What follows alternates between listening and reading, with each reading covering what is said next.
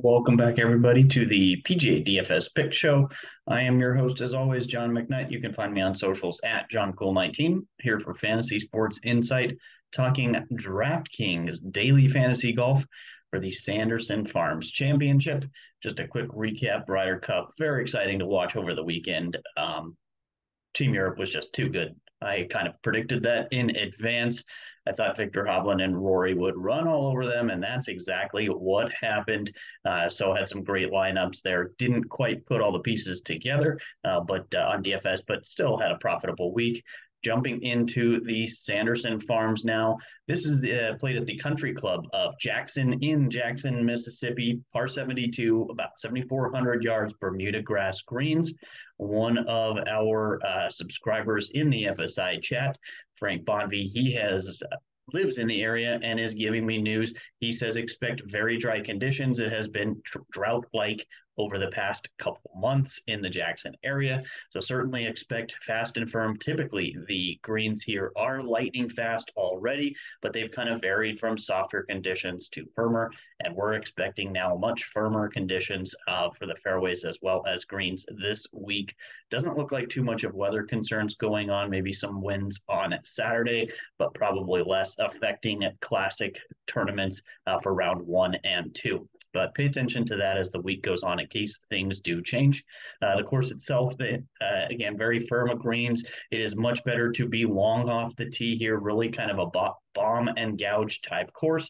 Expect a birdie fest. Past winners have been in the high teens, low 20s as the winning score here. The cut maybe in the 1 under to 3 under range, probably closer to that 2 or 3 with the good scoring conditions expected weather-wise this week.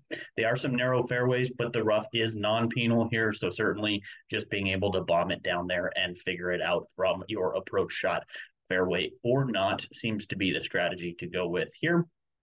Some of the key stats I'm looking at: ball striking, as always, drive distance, as I mentioned, very important this week, including good drives gained as well. So even if you're missing the fairway, being able to get a green in regulation and give yourself opportunities for birdies is critical here. That includes things like tee green, greens in regulation, also in my modeling, and course history as well. Par 5 scoring, there absolutely is a bunch of opportunities to score on the par 5s this week. At least a couple of the par 5s are over 40% as far as birdie percentage.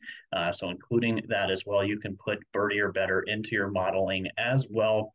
And then Bermuda putting, and then putting on fast and firm greens as well. One thing to consider this week: the vast majority of these golfers have played very, very little competitive golf over the last month or longer, between the playoffs, where most of these guys were not participating, the little bit of offseason that we had, the Ryder Cup last week. Almost none of these golfers have put in more than 4 competitive rounds over the last month or two, and a lot of them have put in 0.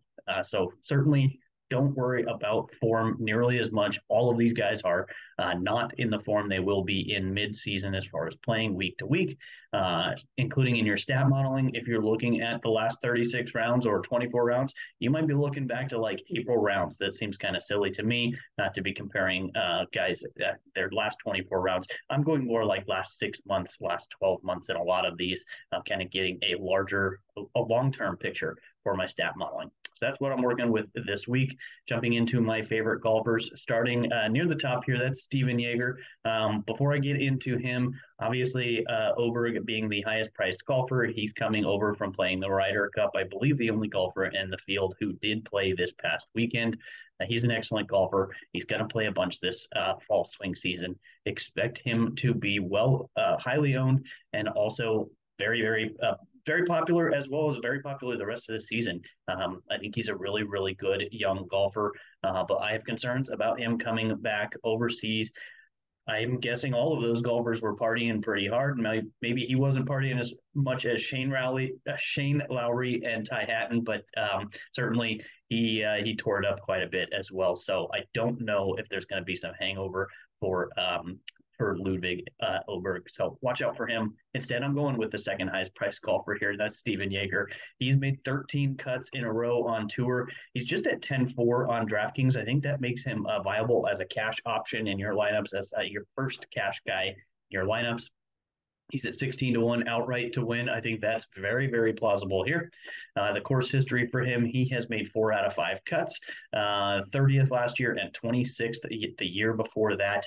I mentioned the 13 cuts in a row. 5 of those were top 20 finishes. So very consistent here in the last 6 months or so for Stephen Jaeger. He plays his best golf on easy courses like this one. He ranks in my modeling second on par 5 scoring, fourth ball striking, second tee to green, and fifth in DK points over the last 6 months. So pay attention to Stephen Jaeger this week. Next golfer is Emiliano Grillo.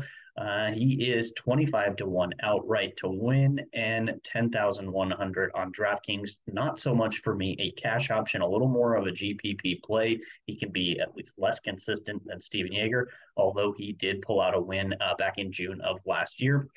Excellent finish to the season for Emiliano Grillo. He went back-to-back top 10s right before the playoffs and then was 20th, 31st, and 29th at the Tour Championship. I realize that's about dead last, but making the Tour Championship, he is one of the better golfers in this field this week. The course history, 4 out of 4 made cuts at this event, all of those top 40 finishes, and he was 5th place here last year. And in the model ranking, I have him 8th birdie or better, 12th good drives gained, 21st par 5 scoring, and second in DK points, again, over the last 6 months. So Emiliano Grillo will be another golfer I will be looking at for tournaments on DraftKings. Now some value plays and pivots, starting with Nick Hardy at 7,400 on DraftKings. He's 55 to 1 outright to win this week. I don't know if this will be his week to win, but certainly looking at like a top 10 bet would not be a bad number there for Nick Hardy. He's made 7 out of his last 10 cuts on tour. He was 26th at this event in 2021 and then 5th place last year. Certainly can get it done here in Jackson, Mississippi. He ranks in my modeling 21st in drive distance, 15th birdie or better. Also rates out really well on the comp courses I examined. So look Nick Hardy's way. I don't think he's going to be the most popular golfer, especially if you look in the pricing right next to him, Dylan Wu at 7,600, going to be super popular. He ranks high in my modeling as well. He's a great ball striker and also a very good putter. So I think he is going to garner a ton of ownership kind of in that range, the mid 7K. So Nick Hardy, maybe a little bit more of a GPP option, or at least a pivot off of the more popular Dylan Wu. Speaking of pivot options, a couple guys that I expect to be much lower owned than they should be. And my high price guy, this is going to be back-to-back events for me, going Beau Hossler as the high-priced pivot. 9,200, I'm showing on Fantasy National Golf Club right now. They are showing him projected ownership 7.5%. That seems way too low. That is half of Adam Svensson, half of Doug Gim, about half of S.H. Kim in the pricing. I don't know if S.H. Kim is going to beat Beau Hossler 2 out of every 3 events. So give me Beau Hossler here. He's excellent on par 5s. He's made 2 out of 2 cuts at this event, top 10 in 2017. So look his way to kind of start a low-owned pivot off of those high-priced guys there. I think you can fit him in as your second guy in a GPP lineup. And certainly viable for cash there at 9,300. Another guy for me is Cam Champ at 7,300. Fantasy National shows him at like 3.5% right now. That just, again, seems way too low. I know why, though. It's because golf fans are looking at his logs. He's missed 5 out of the last 6 events. That leads to an absolute plummeting in the ownership on DraftKings.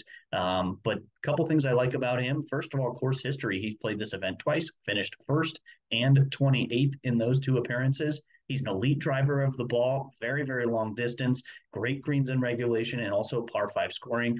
Obviously, the guy can't putt, but if he can get the rock rolling just a little bit this week, he's absolutely in contention.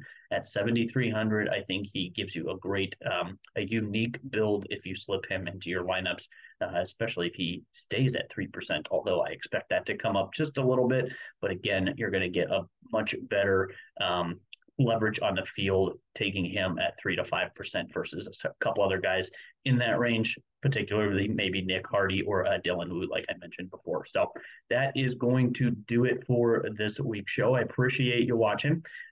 You can find me, the best way to find me is in our Discord channel. That's you can go through our Twitter page at FSi_DFS, through our website at FSiDFS.com. In the Discord on Wednesdays, I always post a weather update, ownership update, player pool, and core lineups for all of the sites. I'll be including FanDuel, Yahoo, and DraftKings, obviously. So check it out on the Discord. There's just a ton of information that I post in there on Wednesday evenings.